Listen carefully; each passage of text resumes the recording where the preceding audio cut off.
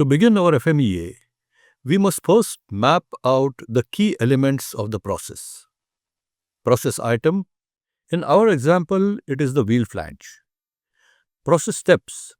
The multiple steps doing the processing. Process work elements.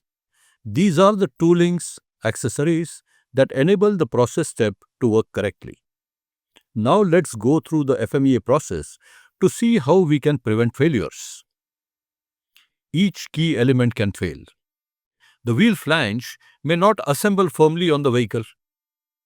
The reason for this difficulty on assembly may be due to excessive dimensional variation at the finish turning step.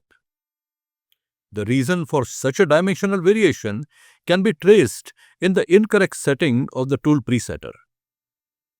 We shall see later in this course that failures of process steps are called failure modes. Failures of process items are called failure effects, and failures of process work elements are called failure causes. The case here illustrates how failure effects are caused by failure modes and failure modes are caused by failure causes. By following the structured approach seen in the previous lesson, we identify the root cause and implement changes to reduce the risk of failure.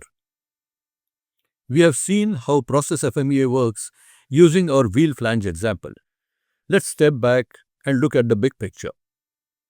Process FMEA is like taking your process apart, looking inside each element and asking, what could go wrong here? It gives us a roadmap, not just to find problems, but to fix them before they cause trouble.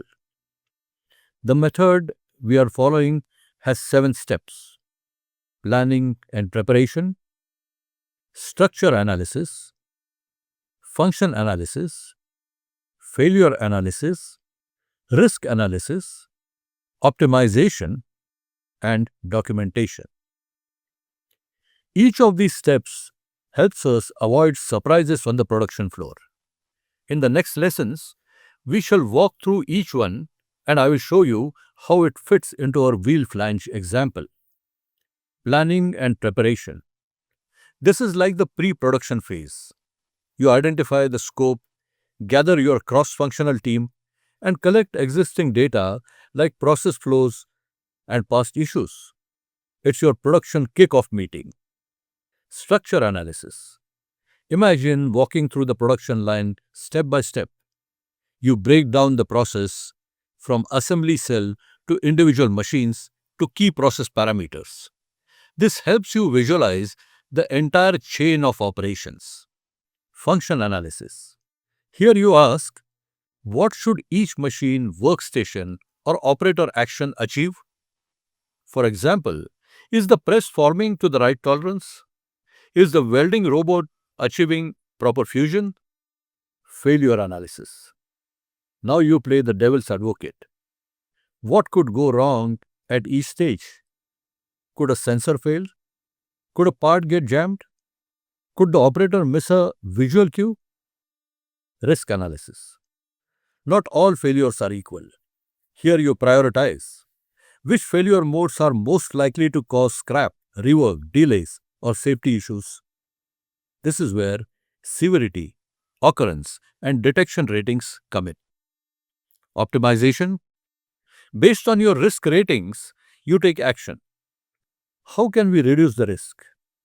Maybe by adding a Poka-yoke, updating a work instruction, or improving operator training. Documentation. Just like in any audit-ready facility, everything must be recorded. Your FMEA sheet becomes your historical record, your control plan reference, and your starting point for future improvements. By going through these 7 steps, you are not just troubleshooting, you are building a culture of proactive quality. That's what makes process FMEA so powerful in manufacturing.